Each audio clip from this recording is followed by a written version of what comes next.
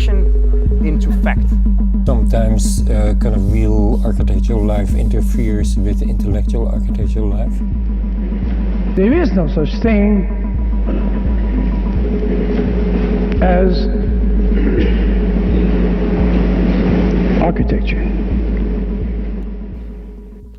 Hello everyone, this is Vikram Prakash and you are listening to Architecture Talk. Each episode we try and have a conversation with a contemporary thinker that helps us advance the frontier of architectural thinking in new and unexpected ways.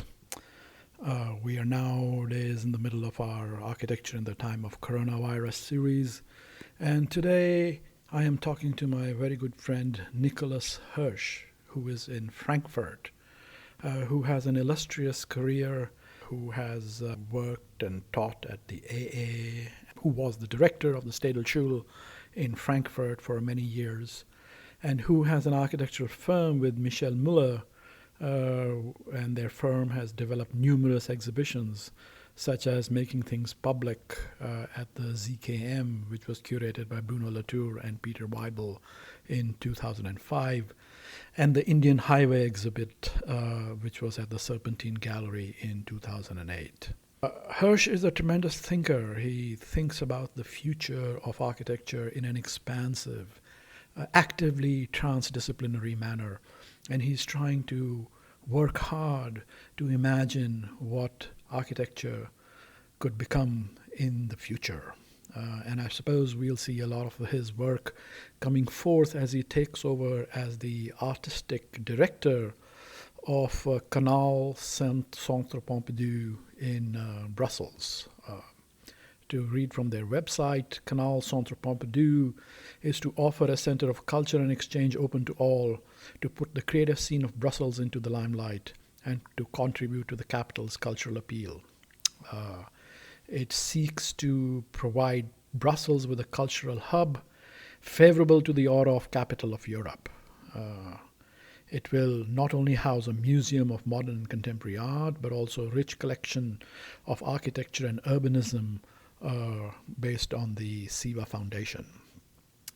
So I'm sure we'll see fantastic things from Nikolaus, and you'll get a sense of that in this conversation that follows. I hope you enjoy it. Here we go. Well, Nikolaus, yes. Thank you for doing this, and welcome to Architecture Talk. Thank you for having me. Anyway, so you had a fantastic career. You're still, like you say, doing too many things. This is the problem with extremely creative and fast-thinking minds such as yours. I experienced that when we were together, spent several days with some good friends, including Gayatri Spivak in Kolkata, in a good conversation, and moving up and down the river, right, in a barge, I remember, in between. So it was a good conversation. So you've done work in India, you have exhibited in all over the world, in Mexico, you've done several Biennale projects, and you've run a school of architecture, you have your own practice with Michel Müller, and now you are going to be the artistic curator, or I don't know what the technical term, director of this museum in Brussels. So let me just start by saying,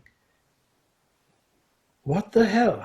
Where do you get all this energy from, and what is it? What is it that's driving you? What are you trying to do? What is architecture for you? Well, I guess my problem and challenge is a bit that I never find an answer what architecture is. Yeah. So therefore I have to start new things and experience new things. And so to me, architecture is probably a practice that has a lot to do with curiosity and basically also enjoying the situation of a white sheet of paper where there's nothing there.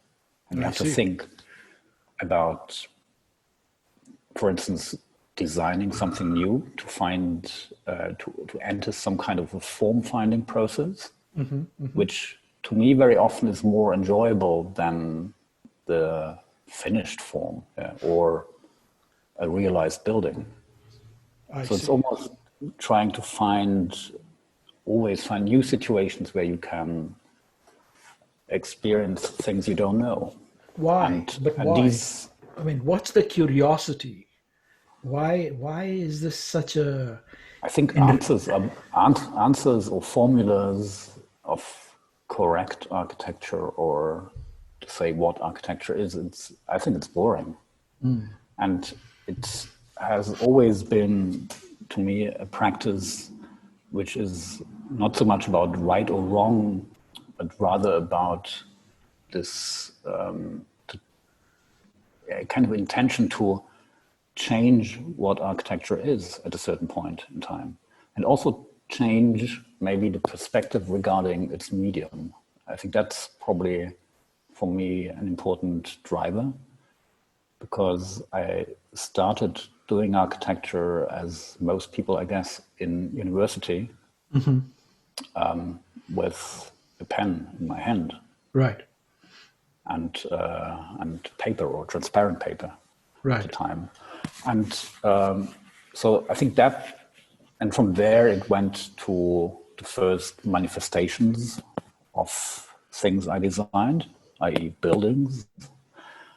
And but then I realized also at the same time that the medium of architecture is as much a building, something tangible, and also the discourse around it, whether it happens in exhibitions or in magazines, yeah, or in visits. So I think that it's a very faceted practice, and I think in that respect, for instance, I certainly owe some understanding to what this practice is to Beatrice Colomina's program Media Modernity at Princeton right, University, which I think points out the importance of, for instance, exhibitions yeah, in yeah, architecture, where very absolutely. often pavilions, temporary pavilions, preceded big careers of big buildings of people like Mies van der Rohe and others.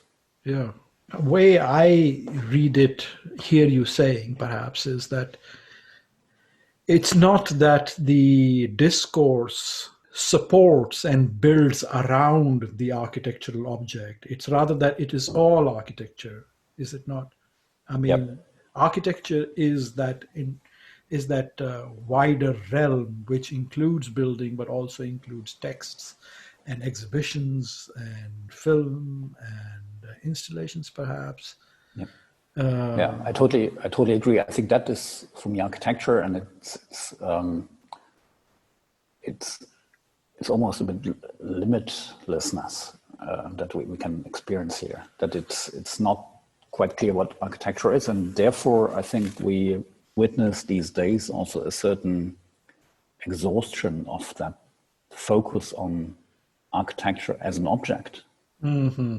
Yeah, which I think the past 20 years, 20, 30 years has been really a high time of this fetish of the object. It has been. Where also, I think the role of architecture, as much as we are, I guess most architects are interested in the expansion of the field. But at the same time, what we have witnessed, or I have seen at least, is the extent to which the discipline has been shrinking. So the role of architects has very often been reduced to someone who's responsible for a nice facade or a spectacular three-dimensional form. Yeah. But the inner mechanisms and also the societal implications of what a building is, or of what a city is, has been more and more handed over to other engineers or consultants and activists, and so I think there is something interesting to what happened to us as architects. So besides what's happened, what are you thinking should happen? Where should we go? What is your imagined architect of, I know you have this project 2038. What is your imagined architect of the future? Yeah, 2038 is our project for the German Pavilion at the coming Venice Biennale next year in 21. And where we will also be, by the way, Mark and I, we have a small research station. Wonderful. Yeah. And our approach, and it's a project I'm doing together with my colleagues and friends, Arno Brandelhuber, Olaf Grabert, and Christopher Roth. And our idea was it's a kind of utopia, but maybe a bit different. It's a review from the year 2038 back to 2020 or next year, 21. And so it's a review of the past, the future that will have been. Exactly. Yeah, future anterior, yes. Exactly. Yeah. And this is, for us, of course, if you think about the future, I guess it would have been very easy to follow what others have been done in the past, or the discourse of the past few years, which has been a bit dystopic, I'd say. Yeah, so the description how everything went wrong, from climate to societal inequality, political struggles, nationalism, pandemics, etc. Yeah.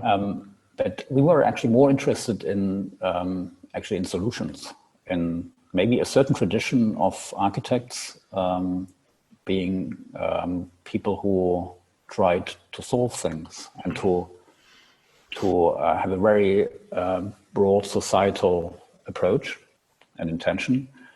And of course there are historic references. I think the heroic modernism of the 20th century is an example, also a warning example, so it has not always been successful.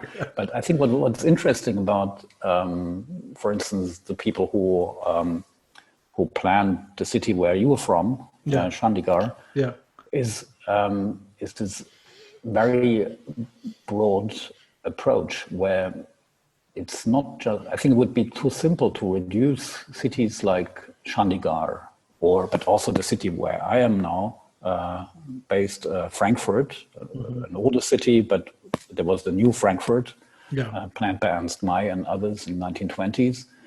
I think it would be too easy to reduce these architectures to their aesthetic value or the form making, which is in Chandigarh very strong. It's much more than that. It's a whole web of an urban texture, of lots of different engineers, of people who worked on this. So it has a very strong bureaucratic side. Yes. So one of the aspects we find interesting is to think about architects going into bureaucracy again. Probably from our point of view today, or from the times when I studied architecture, probably the most unsexy thing you could do as an architect. But our view from 2038 is a view that thinks from the perspective of a radical bureaucracy. So where many, many things are woven together, are integrated, where architects are involved in lawmaking, in questions of land reform, land ownership, which is a big problem, I think, in housing, for instance, these days. But then also architects will be involved in data. I think the whole question of smart cities, of course, it's a difficult notion, of course. But I think these are the contexts where architects should go, where also I think education and has to probably develop more programs that don't reduce architecture to a design problem. Sexy building making. I mean, I completely agree with you, Nicholas. I mean, it seems to me the sort of ricochet reaction to the, if you want, utopian excesses of modernism has been to reduce architectural modality down to the makers of either hatchetmen of capital or sort of exotic diamond builders of international global capitalism. But a sort of an undoing of that project, as you are articulating, which I completely agree with it, it is not a return to the old modality of the architect as the kind of the master planner, but as somebody who is, your word is, which you use several times, is involved. And I want to get a little bit more into that. Is involved with bureaucracy, is involved with real estate, is involved with data mining, is involved with, I don't know, cryptocurrency and whatever you want, right?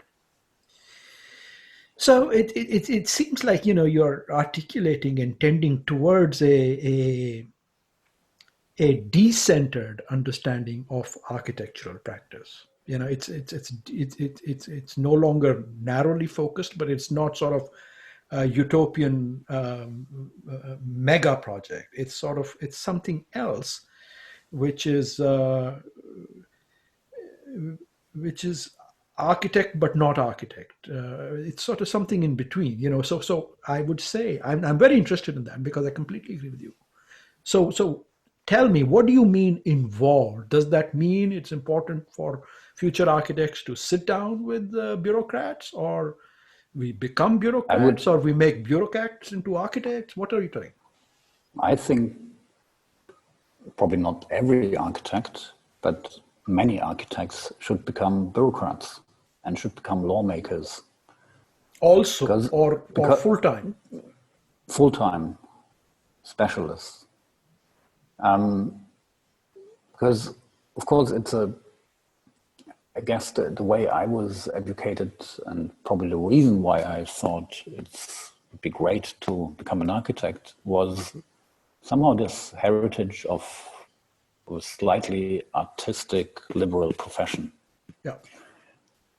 But as much as I enjoy and also support that heritage, I think it's equally interesting to, at the same time, understand the systemic question here, and to find or to encourage people to really go in the system and work with the system, because that's usually very often these days it's still the system, if you want to call it like that, it always sounds a bit like a compromise, and compromise always has a slightly pejorative connotation. Whereas I think the art of compromise is probably something totally undervalued. Sure. It's not that a service engineer is our enemy. Of course, I witnessed a lot of situations where I thought there are some engineers who actually want to destroy my building because because they're tubes or all sorts of infrastructures that are not integrated in such a way that I thought it's helping the aesthetic appearance of the building. But I think that's also, at least for me, a kind of evolution, I guess, or learning process, or it's just what time is doing with me.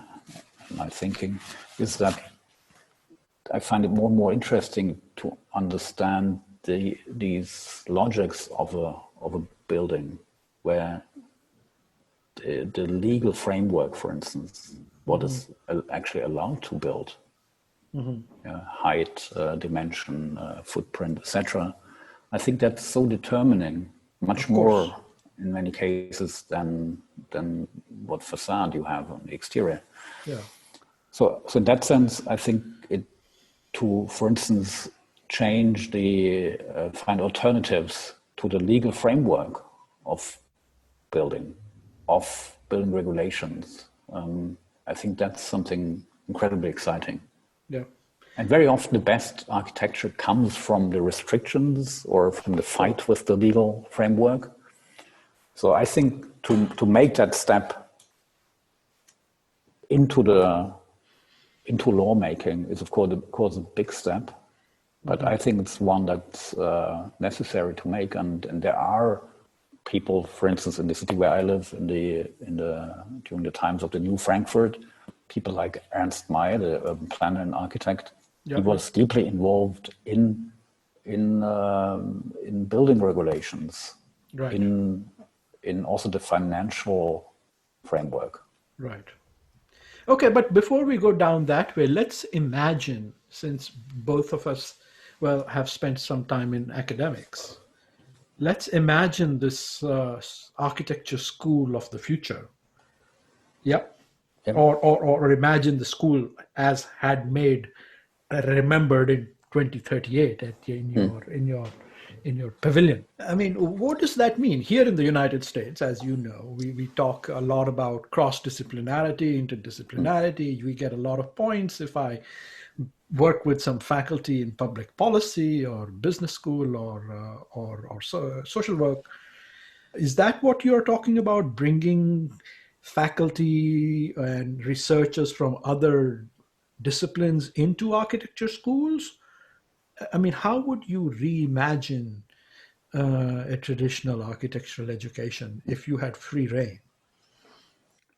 I think these interdisciplinary attempts, to me, it's the first step to learn the thinking of other experts. Yeah. But it feels very often a bit forced, it's like a forced marriage a little bit in many cases.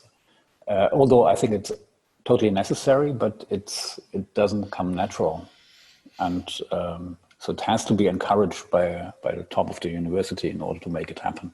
It's an arranged marriage, as we say in India. Exactly, and which not always ends happily. And no marriages end. Marriages stand a 50% chance anyway. Yeah. But I guess even arranged marriages can work. And so in that sense, these interdisciplinary programs are absolutely crucial. And it's a first step. I expect that there will be new expertises coming up from these programs. Names that we don't know yet. Okay. New disciplines in a way. New disciplines, yeah. Which would still be, you could still define this as part of what we call architecture. Others might not call it architecture. Yeah, and we should be okay with that. No, we should be happy. With that. We should be okay with that. Yeah, because it's an expansion, but at the same time, some conservatives might say we lose something. Mm-hmm. But I think we will discover new things, new possibilities. And it might also then increase the social political relevance of architects. I think right now we're very good form makers. When I look through websites of architecture with projects, I think there's, to me, that has an amazing effect, because I actually have really some admiration for most projects. I like most projects. Yeah. So for me, it's a proof that, that most architectural schools and educational programs have been very successful in educating good designers. At the same time, something is wrong about this. Yeah. So because it's as if the question is not understood. There's an answer, but what was, as Cedric Price said, what was the question? Yeah. I mean, in a sense, perhaps this, transdisciplinary, new emergent epistemologies and disciplines that you're trying to start to describe. What I'm thinking is, I mean, does this also connect in some ways to what is being called the posthumanist project? Yes. which is a sort of a reimagining of our place in the world as not focused on the health, safety, and security of the singularly of the human animal. Perhaps as we move towards that horizon, which, for instance, the pandemic is teaching us a lesson of its importance, perhaps we will be able to construct these new disciplines in the future. I totally agree that posthumanism approaches or other interesting notions here are multi-species. Multi-species, yeah. And so I think that's really... and you have done some work with Bruno Latour, right? I mean, didn't you do something? I was working with him in his exhibition at the ZKM in 2005, Making Things Public. Yeah. Which was more about I think this was not yet really about other species so much. This was really about the question of the political. And, but Bruno Latour is of course an interesting reference here. And I think the post-humanist condition will have a really crucial impact on what we call architecture, because our discipline goes back, of course, to the first human settlements, to the move from people who didn't have a fixed home, from the first cities, and the exploitation of the land through agriculture, and then constructing cities that were functioning as some kind of a market for this. So I think this idea of exploitation of the earth and of putting humans at the center of this, well, in this new post-humanist perspective, will have to change. Yes, it will have to. And of course, there's a question if in this new world of different actors, where they're not only humans, but there are animals, there are plants, Yep. Rivers that can be understood as even legal entities. We have a few months ago published on influx architecture, one of my other hats, a text that described a river in New Zealand as a legal entity. Yes, that's right. Yeah. And that So, flows a little so bit out of so there's a new Latour's work. question. Yeah, exactly. So there's a new question arising here. How do you share the space of this planet between different actors? Yeah. And I think this is an incredibly spatial question. It is. I don't see why architects cannot have a say here and develop strategies for this, tools. Right. I mean, it imagines, it requires a kind of a reimagination of the entire university in one sense, just keeping it, if we stay with academics, in terms of what we teach as knowledge and what we certify as knowledge in disciplinary categories, which still by and large stay with us from the 19th century. So one can imagine a future university where these things would be re-articulated. So tell us about our Brussels Museum. Are you going to museum project? Are you going to take on some of these topics there?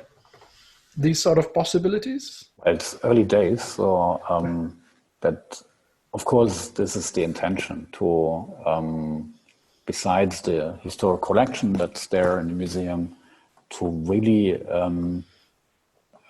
start exploring new territory and to address some of these new questions where we don't have formulas yet, and not even clear ideas. But I think there are practices around the world where you can see first glimpses, and I think it would be super interesting to think about and to invite these voices and to find also a medium in exhibitions or in publications or online to discuss this. And it's not only, if I may say so, it's not only these super large questions that feel very, sometimes also a bit abstract, or they're so systemic that they seem far away. But I think it's also important to then go back to small scale. I see. Which is also the scale of a building, for instance. So the question within the logic of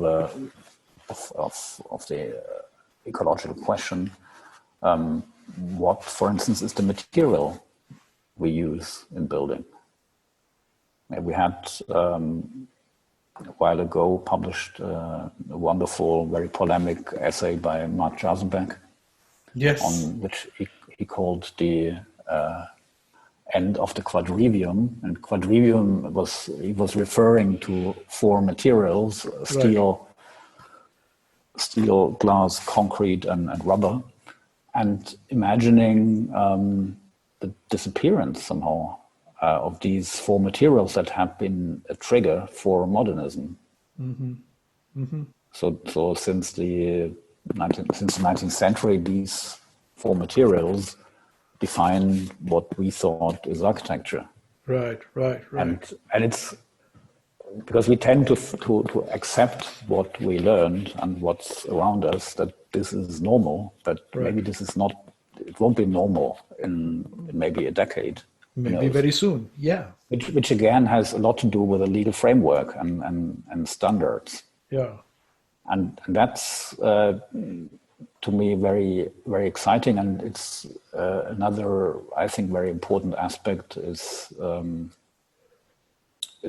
data in a building. So data mining in a building. So it really goes back also to our rights as citizens. So to what extent do we provide data? Are we controlled by, say, we in the morning we open our fridge and we want to eat a piece of ham, but a voice tells us, well, we'd rather don't do that. Or the information is given to your health insurance and they make you pay more because you just ate the wrong thing. Just to give this example. But I think there are in these, also in the question of data and technology, there is a lot of potential of not just as a critique, but really also as a creative force to define what is this mechanism of a building, what's the life of a building, how is it used, how is it organized, and how are these data also being given back to the users of the building, to the inhabitants. Mark Jasenbeck and I are working together on this project also for the Biennale, where the quadrivium is part of it. And what we have done is we have taken a house, actually the house that I'm sitting in, we just added 1,000 square feet in this house here in Seattle. And we have deconstructed it, literally deconstructed it, around four axes. One of them is the axis of sourcing of materials. One of them is the axis of the labors that went into it. Third is the axis of the construction of manufacturing of all the materials. And the fourth is the atom scale, where we're saying where everything was made, in which case, for instance, metals, whereas wood is maybe 20 years old or 100 years old or 200 years old or something like that, usually about 20 to 50 years old. Metals actually are made in supernova explosions in stars, at least 5 billion years ago, because they became a part of the Earth when the Earth came. So we try to sort of produce a archaeology of the house along these axes. But that's, I think, is a really striking example, because what I see here is that a material which at first view, for me, is something where I might have some aesthetic pleasure, looking at, but it really just looks at the surface in a way. Mm-hmm. But if you combine this, and according to what you said, with the knowledge, which somehow looking through it, in it, a bit like Eyal Weizmann in a forensic view. Then you can learn something. I think it adds a new aesthetic dimension. It's probably more difficult to love this or to take pleasure, but I think the combination between the tactile and what we can see with our eyes, and the knowledge, I think it adds also an aesthetic value. I think it does. Not just the eye that does everything. No, it totally does. And I'm going to take this a little bit at a tangent, but I don't know if you're reading Karen Barad and sort of the things that come out of Donna Haraway and sort of new materialist theory. If one says what is material, what is materiality, right? What is a material? Then when we go down to the atomic level and then really at the subatomic level, what are things is very bizarre. It becomes quantum, as they say, right? I mean, it becomes quantum, which is to say it is determined by indeterminacy. It's the determination is indeterminate. Yeah. And the nature of material that stays is information, right? I mean, and in fact, as Karen Barad argues it, reading out of Niels Bohr, there is a constitutive entanglement between material and meaning, right? I mean, that's the or the uncertainty principle, as Heisenberg articulated it. It's all your German Danish mafia over here are doing. But I think it's a really amazing potential here, where this object fixation that I mentioned earlier can actually be moved into something where the object is brought together with that kind of information, with a material history, with which I think then at the end produces something that steps away from this superficial logic of an image. Yes, I mean that's images. Superficial because of the limitations of the visible spectrum of our eye. Yep. I mean, if we could see an X-ray, or if we could see at subatomic level, we'd see the world and know the world and have the world be very different. Yeah, but I think it's still, since you mentioned X-ray, makes us certainly think also about Beatrice Colomina's book X-ray Architecture, which, to a certain extent, well, it's mainly about historic references. The book, so from the 20th century. But I think what these architects did in the early 20th century it's also a kind of promise of something that is still yet to come. Yeah. That an architecture that is X-rayed, where we still don't know exactly how we will love these buildings. It's probably different than, say, a Brunelleschi dome, but maybe not so much. Even Brunelleschi is not just the dome in Florence, not just what you see there. It's you as someone who has learned architectural history, you know that the problems that were solved then around the cupola, yes, and all the failures and all the substructures that were necessary to build it. So I think that knowledge adds a lot to the very image that we know. Yeah. No, and maybe a different notion of love will emerge. Or in architectural terms, a different notion of apprehension of the power, of the pull of the aesthetic object will emerge. That's I think something where that's still yet to come, but you see glimpses of that. Yeah, that I think there is a lot of appreciation, I think, of the critique in practices like forensic architecture and other practices that are, or Laura Kurgan's work, which I think it's a kind of new aesthetic, combined with a very clear critique of political, social facts. But what I still see right now is this split within the architectural discipline is, on the one hand, those who have these design practices, who build the museums, housing projects, etc., and those who who rather work after the fact. This is more the forensic practice to a certain extent, that you come after the crime.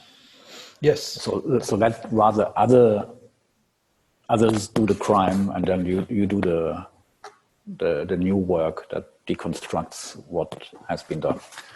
And so I'm wondering whether it's possible to merge these practices. Which is to say, to recognize that even all those who do the work, as you said, are actually only forensics. Yeah. Or do after that. I mean, we are all only, I mean, we have to give up the idea that, let me come back and ask you, I was going to say, we have to give up the idea of, ab initio imagination, as if in the deep of our head, there is a blank subjectivity, a sort of a zero place from where thoughts and ideas emerge. All thinking and production and design is always already entangled in the world outside, right? Which is to say, that is what we are. So let me bring that back to the idea of the pencil on the white sheet of paper that you started with. As the beginnings of your love of design. So what is design? What is architectural thinking? What is the work? What is the agency of doing things in this kind of way of thinking about architecture? To me, it's, right now, to be honest, it's a big question mark. Although, as I said earlier, I love these question marks. This is how things begin, with maybe the absence of a certain knowledge. But the next step is certainly, for me at least, to probably not a combination between a certain naivety of doing things and wanting to do things through design, but that in combination with a critical understanding of the systemic questions that are involved in every line I draw and every division I imagine. And I think that's where these so that there's always for me a moment when I design where this kind of organic process where a certain naivety becomes boring. So it starts with enjoying the moment, but then it becomes a bit redundant, and that's probably where some kind of a critical understanding has to enter the game, almost like finding the problem. Almost like you have to get to crisis, I would say. Crisis, you have to sort of a crisis where where you maybe could find out where the system that you are using, whether it's a brief for a project or other issues, where this system is put in crisis or fails. Why is that necessary, Nicholas? Why is that? I intuit with you that that's a necessary, gateway, threshold. Why is that necessary? It's probably something that I've seen among most architects, actually, at least most architects who I like, that they usually don't accept briefs, or they question briefs at least. So, which I think is something very admirable and very good in most architects' intentions. I think it's somehow probably, we very often, although I described the situation of the white sheet of paper, but we usually need some kind of a pretext to start. Yeah. Which very often is a brief or... Literally pretext, exactly. Which is also a pretext. Which is, so we start in a slightly passive situation. So we wait for something to come and then we start. It's sort of an active passiveness. It's kind of an active submission. Exactly. So I agree. Yeah, there's an active submission, but then of course we probably have to free ourselves and to question what has been given to us, and this very often produces very interesting results. That you question the brief or some kind of a system or a solution that has been done for ages. So someone decides, well, I don't accept this. I try to do it differently, and that's why. It's critique. It's the idea of critique. I mean, it's sort of architects are sort of work via critique. Yeah, via critique and via changing what architecture is supposed to be. So it's not accepting what the status quo is. Yeah. So that this is all say that about art. Art is to change what art is. And so I think this also goes down to the question of architectural knowledge. So it's not something stable. And it shouldn't be stable. It's uncertain and indeterminate, like all being in one sense. Yeah. And all language and text, as Derrida and others pointed out. And I wouldn't go that far to say that change is per se good. Yeah, so I think it's more within our practice that we don't accept repetition or endless repetition usually of given formulas, and so many of the form-making phenomena that we have seen, for instance, in the 20th century, they're highly ideological. Like, for instance, the introduction of the flat roof in Northern European modernism. Mm-hmm. It probably made sense in a technological sense slightly later, but in the 1920s it was very experimental to do flat concrete roofs. Mm-hmm. It was raining inside, etc. It was probably more useful to have a traditional roof, where water would just easily flood down, and you wouldn't have any problems. It was a very formal and ideological debate. It's also connected to risk. Yeah. Risk.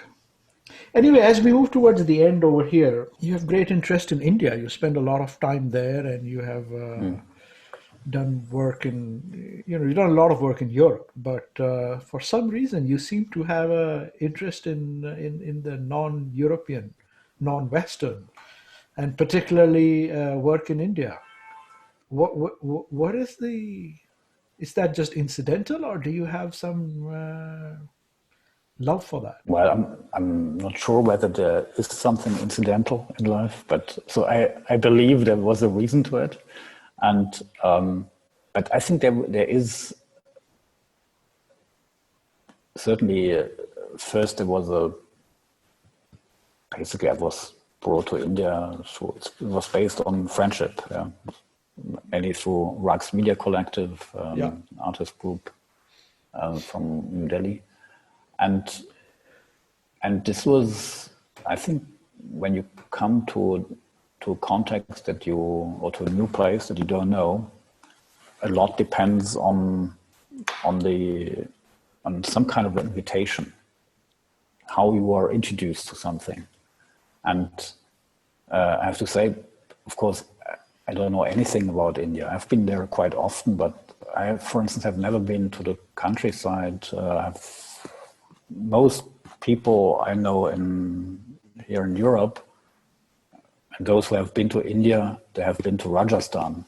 Yeah, must be beautiful. I have never been there, so I know the five big cities: Delhi, Kolkata, Mumbai, Chennai, and Bangalore. That's what I know. Yeah. And I was from the very beginning really intrigued, fascinated, shocked by the forces of the society there, the inequality, the limits of planning.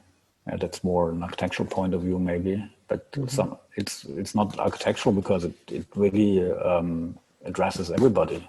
So that, for instance, this amazing map of the master plan of New Delhi, which is a combination between a drawing and Google Earth. So, and the Google Earth part is basically the unknown because it's wild planning, or it's improvised, and only a small portion of the city has proper regulations, etc. Right. And then forced migration in the city and things like that. So there is this miracle in a way of, and I think it goes back to a question of planning, or the question of how can a society live together, and what are the mechanisms that hold it together, or that produces crisis or explosions from time to time. And I think and I guess there are very few places on Earth where this becomes so direct as in India. Yeah. And of course, I had the privilege to be introduced to India by amazing people, including you. Yeah, it's been really incredible experience, and I wish I can go back soon. But it's certainly, to me, these trips to India, they were never made as a tourist.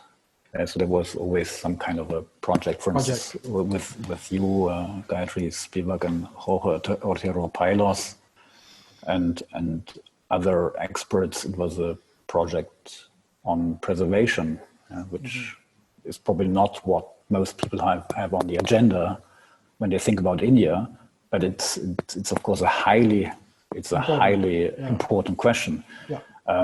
Whereas in the project in New Delhi that I did there, project called the Cyber Mohalla. Cyber Mohalla. Cyber Mohalla means neighborhood. So digital this neighborhood, was, exactly, a digital neighborhood, but in a really poor neighborhood, and but it was, to me, an incredible learning process to understand also my role, because it's a difficult role. You come from a very privileged place, and you're expected to develop a collaborative cultural project, almost like a mini, really small learning place, exhibition space, a cultural space of gathering in a rather poor neighborhood. At the same time, this project has appearances in biennales, like Manifesta in Italy at the time. So it has these different lives. It's because for many people it sounds almost obscene. How can a project exist both in a slum and in a biennale? But it was, I think, incredibly important to understand that how to somehow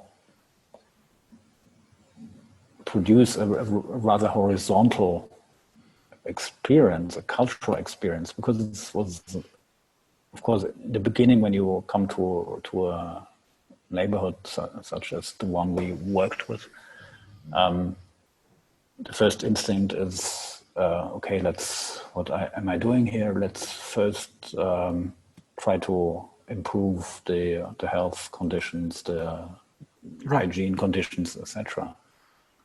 But then I also learned that I think that's also it's necessary, but at the same time, there's also something very patronizing in this Of sentence. course. Yeah. Because Which assumes they're not living. Yeah. Exactly. It sounds as if certain people should first have water and hygiene, and then maybe sometime the next generation would have access to culture.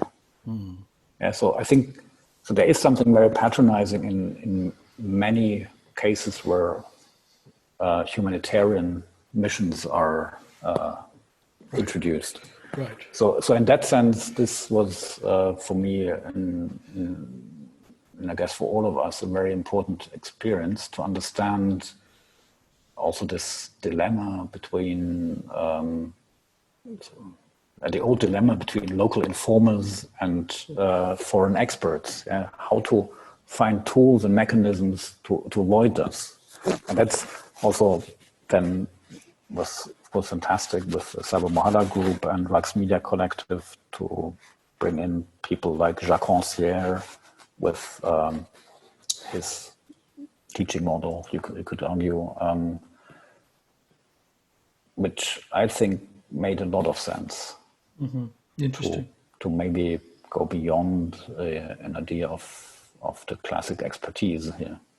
Maybe in situations like this, maybe these are the kinds of situations that set up the possibility of, what are we calling transdisciplinary post-human situations, when you're already not a traditional architect, but still an architect and yet doing other things.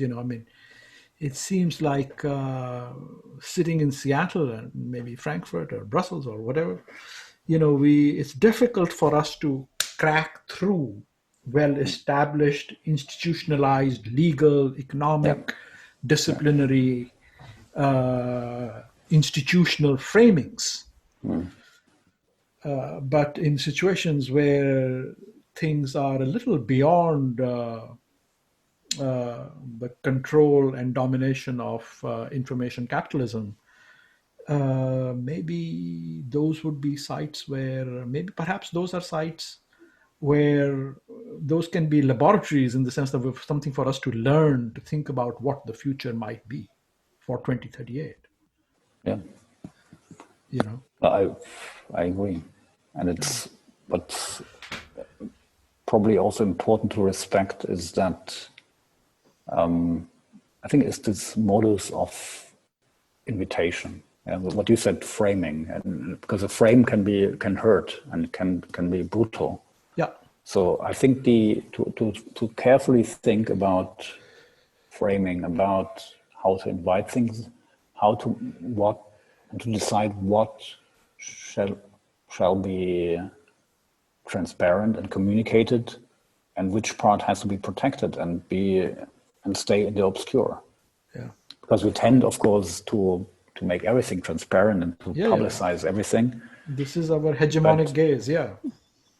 But I think there is also a right to obscurity. Absolutely. Yes. Right to not be seen. Perhaps truth has its reasons for not letting us know its reasons, as Nietzsche said, Yeah. Another German mafioso. Anyway, it's been such a pleasure talking to you, Nicholas. As always, thank you for taking the time to have this conversation with me. I thank you. To be continued. To be continued. Thank you for listening to Architecture Talk. This is your producer, Amelia Jarvinen. We hope you enjoyed the conversation, and if you did, please subscribe and rate us on iTunes or Spotify. We would also love to hear from you if you have any suggestions on new topics or guests. You can always reach out to us on our website, Facebook, or Instagram. Thanks again, and until next time, this is Architecture Talk.